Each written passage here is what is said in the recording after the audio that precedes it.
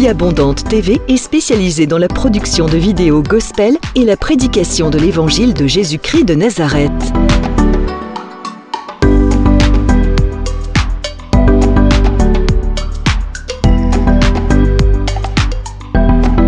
N'hésitez pas à vous abonner à notre chaîne YouTube Vie Abondante TV et sur notre page Facebook.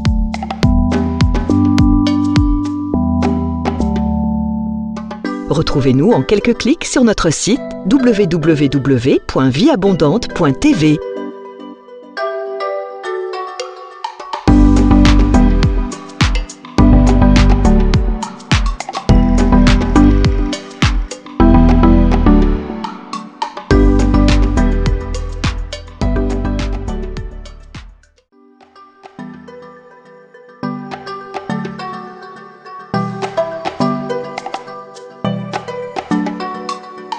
Vie Abondante TV est spécialisée dans la production de vidéos gospel et la prédication de l'évangile de Jésus-Christ de Nazareth.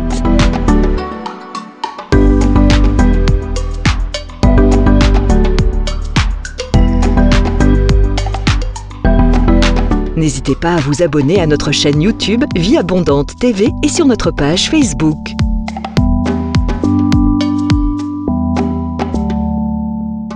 Retrouvez-nous en quelques clics sur notre site www.vieabondante.tv.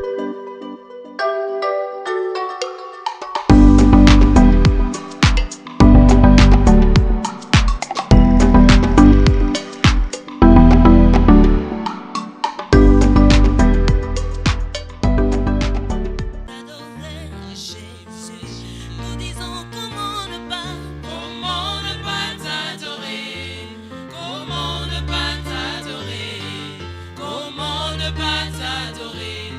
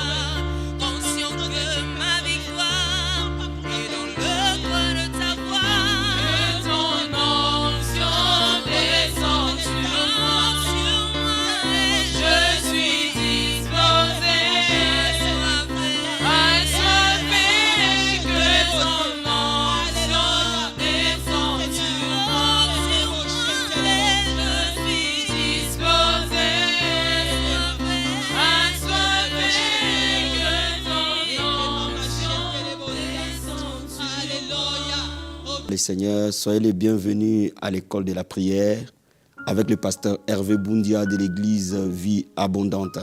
Je vous salue tous au nom du Seigneur Jésus-Christ, vous tous qui nous suivez à travers le monde, dans cette école de la prière, soyez le bienvenu. Bien-aimés, le thème de ce soir, comment prier pour la restauration totale de ta vie. Comment prier pour la restauration totale de ta vie. Mais avant cela, comme d'habitude, nous allons nous recommander entre les mains du Seigneur. Bien-aimés, prenez la position qui vous convient. Si vous pouvez vous mettre à genoux ou vous levez, juste levez les mains, nous allons prier ensemble et nous approcher du trône de Dieu très haut. Père, nous te disons un grand merci. Seigneur, merci pour ces privilèges que tu nous donnes. Merci pour cette grâce particulière que tu nous accordes, Père, de nous unir avec les hommes et les femmes et d'approfondir la prière. Père, je prie pour tout un chacun qui me suit à ce moment. Père, laisse que ton esprit de prière le touche. Laisse que les prières que nous allons faire en cellule soient des prières qui produisent des miracles. Laisse que ces vies soient transformées, Seigneur, au travers de la connaissance de ta parole, au travers de la prière. Père, je prie pour tout un chacun qui s'unit avec moi dans la prière cet après-midi, que ta main soit sur lui, que son esprit soit ouvert, que l'onction de Dieu coule à ce moment, que ta présence le touche et que l'esprit de prière se pose sur lui. Au nom de Jésus de Nazareth. Père, tu connais les désirs profonds de son cœur. Tu connais ce à quoi il prie. Père, que tu l'exauces, Père. Au nom de Jésus de Nazareth. La Bible dit, ma maison sera appelée une maison de prière. Que ton église, qui est le corps de Christ, soit une maison de prière. Que ta vie soit une maison de prière. Au nom de Jésus de Nazareth. Père, merci pour ta parole. Merci pour ta grâce. Merci, Seigneur. Au nom de Jésus. Conduis-nous, Père. Saint-Esprit, parle par nos paroles. Parle au travers de nous. Seigneur, touche une vie. Restaure quelqu'un. Au nom de Jésus-Christ. Nous prions, nous croyons, nous recevons. Au nom de Jésus-Christ. Amen. Donc, bien-aimés dans le Seigneur, nous allons parler de comment prier pour la restauration totale dans ta vie. On va d'abord lire notre texte de base, c'est dans Ésaïe chapitre 58, verset 12. La Bible nous dit ceci, « Les tiens rebâtiront sur des anciennes ruines. Tu relèveras des fondements antiques. On t'appellera réparateur de brèches, celui qui restaure le chemin et qui les rend habitables. » Bien-aimé, la Bible dit, tu vas rebâtir sur des anciennes ruines. Bien-aimé, dans la famille où tu es, la vie que tu mènes, ce que tu es aujourd'hui, peut être considéré comme des ruines par rapport à ce que Dieu va faire de toi demain. Ce que tu es aujourd'hui, ce que tu vis, d'où tu viens, ce sont des ruines. Et la Bible nous dit que le Seigneur te rendra, tu rebâtiras des anciennes ruines. Tu rendras le pays habitable. Tu changeras un désert à un étang d'eau. En d'autres termes, comment peux-tu changer le désert de ta vie, le désert de ta famille, le désert de ton ministère, le désert de ta nation et faire de ça un jardin? Les hommes et les femmes qui apprennent à prier sont capables de changer le désert à un étang d'eau. Et c'est pour cela que nous allons parler pour que ta vie passe d'un niveau vers un autre. Pour que ta destinée passe d'un niveau vers un autre. Cela est possible dans la prière. La Bible nous dit que vous êtes la lumière du monde. Vous êtes une ville bâtie sur une montagne. Elle ne peut jamais être cachée. Cela veut dire, bien-aimé, la gloire de Dieu qui vient dans ta vie au travers de la prière va rayonner sur tout ce qui entre en contact avec toi.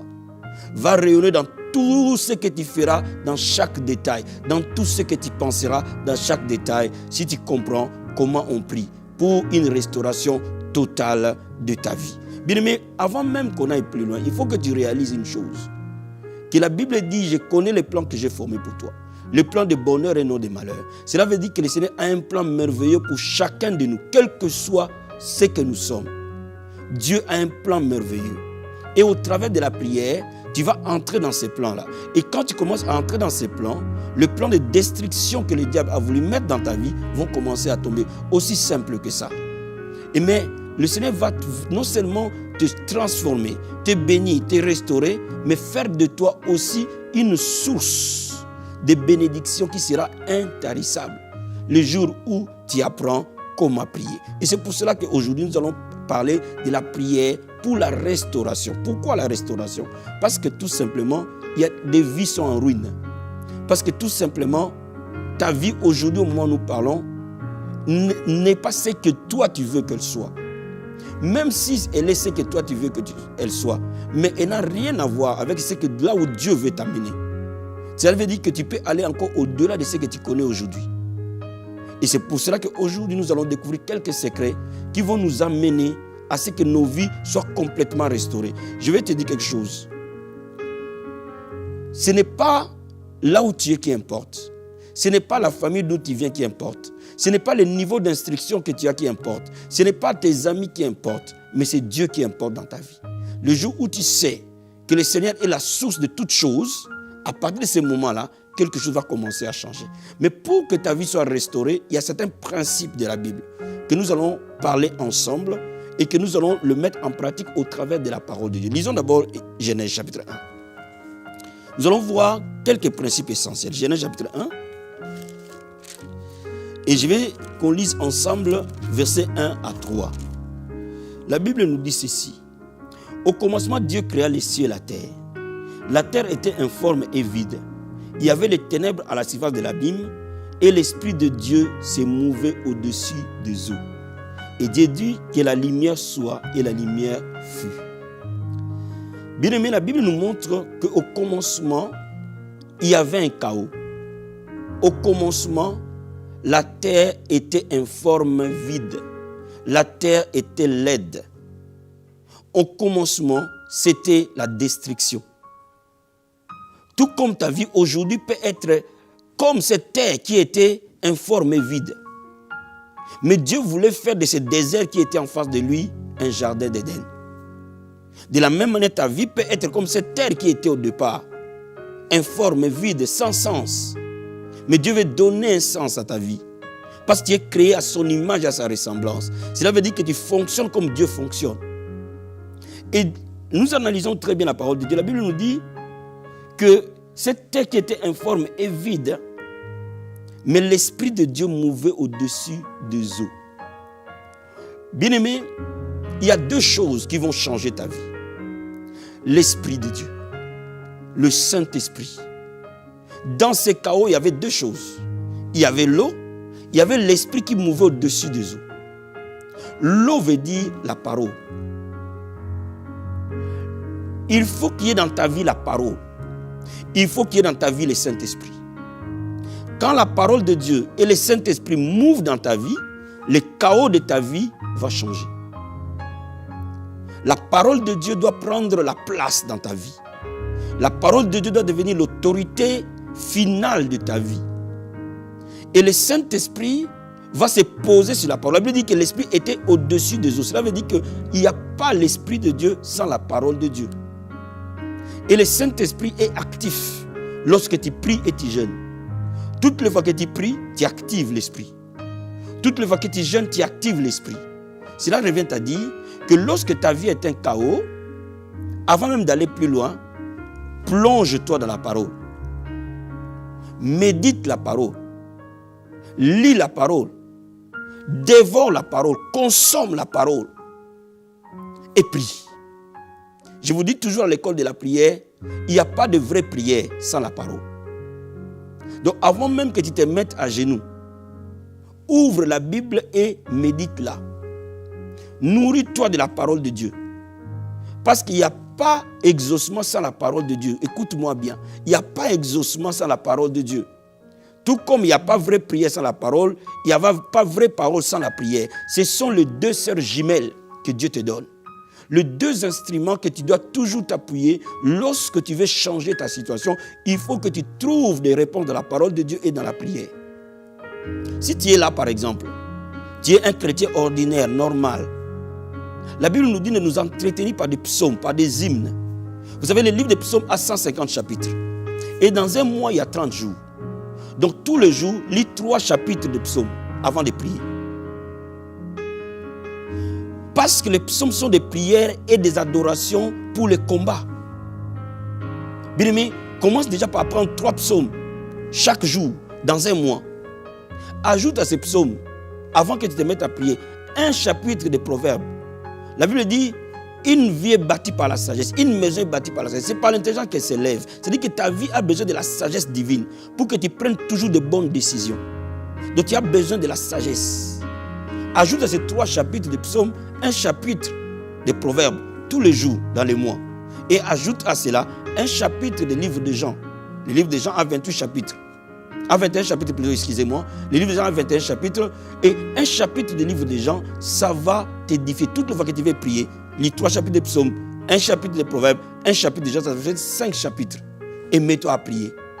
Bien-aimé, ton moi ne sera plus jamais pareil. Tu m'as suivi, je pense. Ton moi ne sera plus jamais pareil. Bien-aimé, lorsque tu veux que ta vie soit restaurée, comprends une chose, la parole de Dieu doit prendre place. Et quand la parole de Dieu prend place dans ton cœur, alors à ce moment-là que tu peux prier. À ce moment-là que tu peux prier. Parce que la Bible nous dit maintenant, parce que l'Esprit était au-dessus des autres, Dieu parlait. Quand nous prions, qu'est-ce que nous faisons? Nous parlons. Et Dieu a dit que la lumière soit. Il n'a pas regardé aux ténèbres. Il n'a pas regardé comment la terre était informe. Il n'a pas regardé comment la terre était sans forme. Il a déclaré ce qu'il voulait.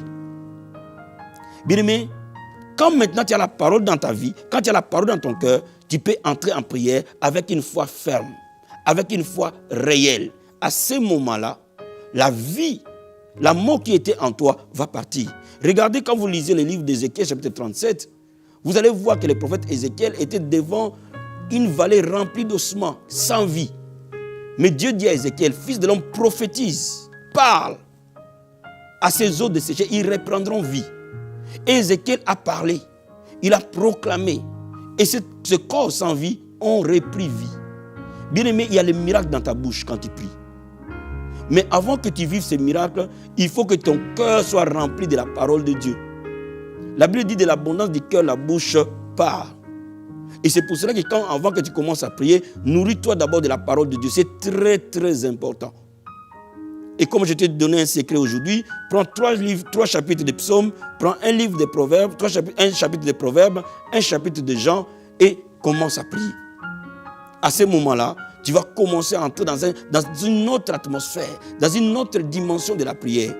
Et à ce moment, tu peux louer Dieu, tu peux commencer à l'adorer, tu peux commencer à le remercier pour ce qu'il fait, tu peux commencer à le remercier pour ce qu'il a fait pour toi. Et à ce moment-là, tu peux aller maintenant plus loin pour déclarer, pour appeler les choses qui n'existent pas, comme si ces choses-là existaient. Je vais dire à quelqu'un cet après-midi, rien n'est impossible à Dieu. Ce qui est impossible à tes yeux n'est jamais impossible à Dieu. Parce que la Bible dit, rien n'est étonnant de sa part. Donc réalise aujourd'hui que Dieu veut te faire rentrer dans son plan, qui est 15 fois, 20 fois, 100 fois meilleur que tout plan humain.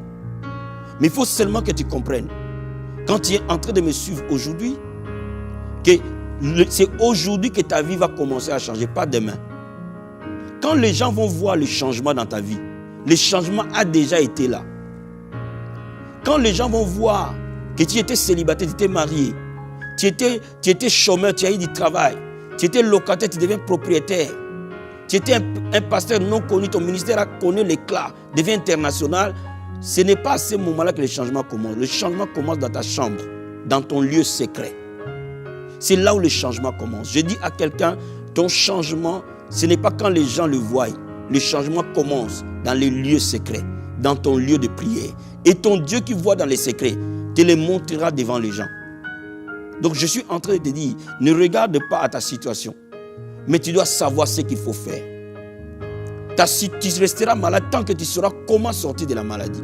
Tu resteras pauvre tant que tu ne sauras pas comment sortir de la pauvreté. Tu resteras lié tant que tu ne sauras pas comment sortir des liens. Tu seras attaché tant que tu ne sauras pas comment sortir des œuvres de l'ennemi. Voilà pourquoi la première des choses, c'est ton lieu secret.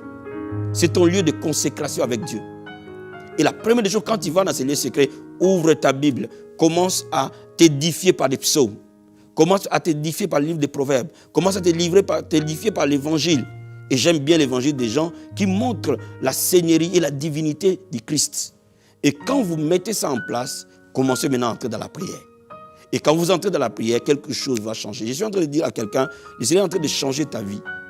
De ces ruines, de ces déserts, il va sortir quelque chose de beau et de très beau. Mais pour qu'on y arrive là, je vais d'abord te lire aussi le livre de Marc, chapitre 11. Et je veux que tu me suives attentivement. Marc, chapitre 11. Je vais lire les versets 23 à 24. La Bible dit ceci. Je vous le dis en vérité, si quelqu'un dit à cette montagne, ôte-toi de là et jette-toi dans la mer, s'il ne doute point en son cœur, mais croit que ce qu'il dit arrive, il les verra s'accomplir. Le Seigneur donne l'image de la montagne. Comme il est humainement impossible de déplacer une montagne, le Seigneur voulait nous dire que quand nous avons la foi dans la prière, nous pouvons transporter des montagnes. C'est-à-dire que nous pouvons rendre toute situation impossible possible. Et c'est pour cela qu'il nous dit, si tu crois, tu diras. Or, la prière, c'est quoi? C'est dire, c'est de proclamer, c'est de parler. Tu parleras aux montagnes de ta vie. Cela veut dire quoi? Tu parleras à la maladie, tu parleras au lien, tu parleras au chômage, tu parleras à l'éducation de tes enfants, tu parleras à ton église, tu parleras à tes affaires, tu parleras à ton travail, tu parleras à ton patron, tu parleras à ton pasteur, tu parleras. Tu diras, tu parleras. Quand tu as la foi dans ton cœur, tu parleras. Et cette situation qui était inconfortable va changer. Bien-aimé, je veux que tu comprennes une chose. Le changement est dans ta bouche. Mais ce qui est dans ta bouche est lié à ce qui est dans ton cœur. Mets la parole de Dieu dans ton cœur, alors proclame et parle. Et c'est pour ça qu'au verset 24, il dit, c'est pourquoi je vous dis, tout ce que vous demanderez en priant, croyez que vous l'avez reçu, vous le verrez s'accomplir. Bien-aimé, le temps a sonné pour que le plan de Dieu s'accomplisse dans ta vie. Le temps a sonné pour que la gloire de Dieu s'accomplisse dans ta vie. Le temps a sonné pour que tes prières deviennent très très puissantes et qu'elles changent toute situation. Mais là-dedans, je vais rajouter 2 autres principes essentiels. Pour que tu vois les changements, comme je te l'ai dit, il faut que tu prennes la parole de Dieu, que tu crois à cette parole, que tu les mettes dans ton cœur et que tu parles. Il faut aussi qu'après avoir prié, que tu obéisses à la parole que tu as entendue. À la parole de Dieu. Quand tu entends la parole de Dieu à l'église, quand tu entends la parole de Dieu sur les médias, quand tu entends la parole de Dieu par ta lecture personnelle, par la méditation, tu dois pratiquer cette parole. Beaucoup d'enfants de Dieu, leur vie ne change pas parce que beaucoup d'enfants de Dieu sont devenus rebelles et désobéissants. Bien-aimé, sors de la rébellion, sors de la désobéissance. Tu dois obéir à Dieu. Tu dois marcher dans la crainte de Dieu. C'est capital pour que ta vie change. Bien, mais si tu es en train de me suivre, ne sois pas un chrétien qui vit dans les compromis. Aujourd'hui, beaucoup de chrétiens vivent dans les compromis. Ils remplissent les églises les dimanches. Mais dès le dimanche soir, ils font exactement l'inverse de ce qu'ils apprennent. On ne se moque pas de Dieu, frère. Tu peux tromper tout le monde, mais tu ne peux pas tromper Dieu. Et c'est pour cela que parfois ta vie ne décolle pas. Parce qu'en toi, il y a une rébellion. En toi, il y a des explications. Aujourd'hui, les enfants de Dieu expliquent tout. Expliquent leurs péchés, expliquent leur désobéissance. Ils donnent les raisons. Je ne peux pas parce que. Non, devant Dieu, il n'y a pas parce que. On obéit ou on n'obéit pas. Deviens un enfant obéissant devant le Seigneur. Si tu te dis fuyez l'impudicité, sortez de l'impudicité, quelle qu'en soit la raison. Ne donnez aucune raison à Dieu. Soyez simplement obéissant. Si tu es en train de me suivre aujourd'hui et que tu sais, parfois il y a des années, il y a des mois et des mois, que ta situation n'honore pas le Seigneur, ta situation, ce que tu vis, ne marche pas dans la parole de Dieu, sors de là. Sors de là. N'attends pas demain. C'est aujourd'hui le jour de ton changement. Si toi tu changes, ta situation va changer. Si toi tu honores Dieu, Dieu t'honorera. Parce que Dieu honore ce qu'il honore. Donc voyez-vous, la prière ne marche pas seule. La prière marche avec la foi, avec la parole de Dieu. La prière marche avec l'obéissance. La Bible dit que celui qui bâtit sa maison sur les rocs est celui qui entend la parole et les met en pratique. Mais celui qui ne met pas la parole de Dieu en pratique bâtit sa maison sur du sable. Bien, mais si tu veux avoir des percées financières, commence à donner ta dîme. Ne donne pas des raisons. Que je ne peux pas payer mon loyer, non, donne ta dîme aujourd'hui. N'attends pas demain. Si tu veux voir la gloire de Dieu, sors de tout ce qui est contraire à la parole de Dieu. Tout ce que tu sais, c'est à cela que Dieu jugera ton obéissance. Il ne te jugera pas par rapport à ce que tu ne sais pas, mais par rapport à ce que tu sais aujourd'hui. Si tu es marié et tu viens des copines à gauche, à droite, arrête avec ces copines, appelle-le même ce soir. Dis, aujourd'hui j'ai écouté la parole de Dieu, on arrête là. Bien aimé, tu verras que ta vie va changer. Si tu ne t'entends pas avec les membres de ta famille, appelle-le aujourd'hui, demande-le pardon. Dis-lui, mon frère et ma soeur, je vais tout simplement te dire que pardonne-moi, je suis fautif. Et je te demande pardon. Sors des conflits, sors de la haine. N'attends pas demain. Fais-le aujourd'hui. Parce que quand tu obéis à Dieu aujourd'hui, c'est aujourd'hui que ta vie change, pas demain. Et la troisième chose qui est importante à comprendre lorsque on veut changer la situation, c'est d'avoir le discernement, d'être bien entouré. La Bible dit les sages marchent avec les sages. La Bible déclare les mauvaises compagnies corrompent les bonnes mœurs. Les gens que tu côtoies déterminent ton lendemain. Si tu es entouré de gens qui craignent Dieu, tu vas craindre Dieu. Si tu es entouré de gens qui croient, tu vas croire. Si tu es entouré de gens qui prient, tu vas prier. Si tu es entouré de bonnes personnes, ta vie va s'ouvrir naturellement. Donc, bien-aimé, quand tu mets toutes ces choses en place, ta vie va changer. Tu deviendras un réparateur de brèches. Tu deviendras quelqu'un qui rend les pays habitables. Ce qui te faut dans la vie, ce n'est pas nécessairement l'argent. Ce qui te faut dans la vie, ce n'est pas nécessairement les papiers. Ce qui te faut dans la vie, ce n'est pas nécessairement la guérison. Ce qui te faut dans la vie, toutes ces choses sont emballées dans la prière.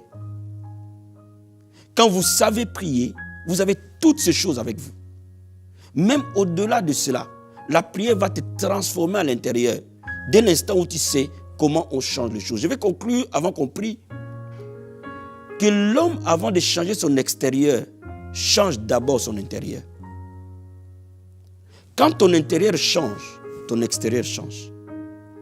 Quand tu deviens une bonne personne à l'intérieur, nécessairement les bénédictions vont t'accompagner.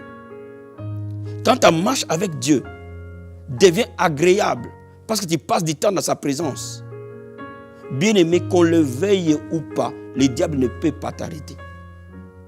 Voilà pourquoi je sais et je crois que maintenant, ça sera l'année de l'accomplissement pour toi. C'est pour cela que je sais et je crois que le diable ne pourra jamais te stopper. Les sorciers ne peuvent jamais te stopper. Les problèmes ne peuvent jamais te stopper. Parce que celui qui est en toi est plus grand que celui qui est dans le monde. Parce que sa Bible dit qu'il a reçu un nom qui est au-dessus de tout nom. À ce nom, tout genou fléchit. Cela veut dire que celui qui est au-dedans de toi, en ce nom-là, tout ce qui est nom doit fléchir. Si c'est le cancer, il va fléchir. Si c'est la pauvreté, il va fléchir. Si c'est le péché, il va fléchir. Parce que la Bible déclare encore, Christ en toi, c'est l'espérance de la gloire. Cela veut dire quoi? Cela veut dire que quand tu es en train de prier, la vie de Dieu qui est en toi va prendre des proportions, va dominer sur ta vie. Laisse le Seigneur prendre le contrôle de ta vie. Laisse-le conduire toutes choses. Soumets-toi à lui. Soumets-toi à sa parole. Soumets-toi et tu verras la gloire de Dieu. Bien-aimé, là où tu es, nous allons maintenant prier ensemble. Et je crois fermement que le Seigneur va te toucher profondément. Je crois fermement que le Seigneur va te visiter. Lève les mains là où tu es et commence à lui dire merci. Père, nous disons merci Seigneur. Merci infiniment au Père. Parce que la Bible dit, ta parole est une lampe à nos pieds, une lumière sur notre sentier. Merci pour ta parole Père. Merci pour ta parole qui est la nourriture de notre esprit Papa. Merci pour ta parole qui nous transforme, qui nous change. Merci Seigneur. Merci au Père. Merci parce que nous savons qu'il y a un plan de bonheur et non de malheur pour nous. Pour mon frère et ma soeur pour qui je suis en train de prier, il y a un plan de bonheur et non de malheur. Père, je déclare sur cette personne qui me suit à ce moment que c'est ton année de l'accomplissement au nom de Jésus de Nazareth. Je déclare sur toi parce que la Bible dit, le souverain sacrificateur bénira le peuple de ma part. La Bible déclare, je confirme la parole de mon serviteur. J'exécute ce que prédisent mes envoyés. Bien-aimé, je déclare sur toi Que cette maladie te quitte au nom de Jésus-Christ de Nazareth. Je déclare sur toi que ta vie chrétienne devient une vie d'excellence. Dans le nom de Jésus de Nazareth. Tu sors du péché. Tu sors des compromis. Tu sors du mal. Dans le nom de Jésus de Nazareth. Je déclare sur toi que ta lumière brille. Et les païens le voient. Et que tu marches de gloire en gloire. Ta position change. Au nom de Jésus-Christ de Nazareth. Mon bien-aimé, je te bénis de la part du Seigneur. Que tu vois la gloire de Dieu cette année. Que tu vois le changement de Dieu cette année. Tout ce qui était mort en toi, je déclare comme Ézéchiel, ils reprennent vie au nom de Jésus-Christ. Tout ce qui était des ruines sont rebâtis dans le nom de Jésus-Christ. Si ton mariage était une ruine, est rebâti aujourd'hui au nom de Jésus-Christ. Si ta maison était une ruine, je déclare qu'elle est rebâtie aujourd'hui au nom de Jésus-Christ. Si ta vie était une ruine, je déclare qu'elle donne gloire à Dieu au nom de Jésus-Christ. Les païens verront la gloire de Dieu sur toi. Au nom puissant et glorieux de Jésus-Christ de Nazareth. Va plus loin. Que mon Dieu t'élève. Que mon Dieu t'amène plus haut. Dans le nom de Jésus de Nazareth. Merci Seigneur. Merci Père. Bien-aimé, tu es béni de la part du Seigneur. Au nom de Jésus-Christ de Nazareth. Sois béni, sois béni, sois béni. Votre humble serviteur, le pasteur Hervé Boundia, de l'église Vie Abondante.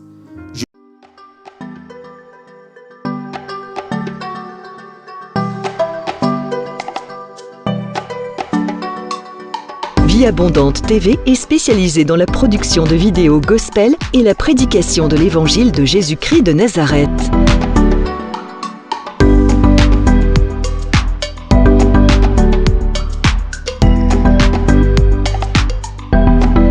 N'hésitez pas à vous abonner à notre chaîne YouTube Vie Abondante TV et sur notre page Facebook.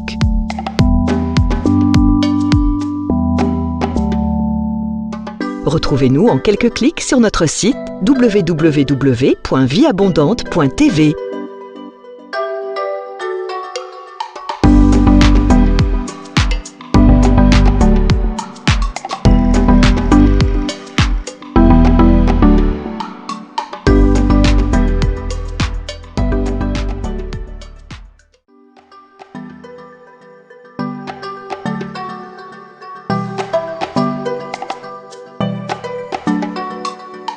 Vie Abondante TV est spécialisée dans la production de vidéos gospel et la prédication de l'évangile de Jésus-Christ de Nazareth.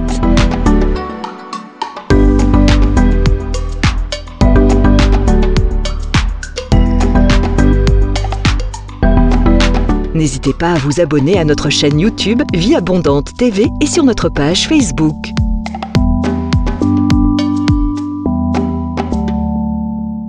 Retrouvez-nous en quelques clics sur notre site www.vieabondante.tv.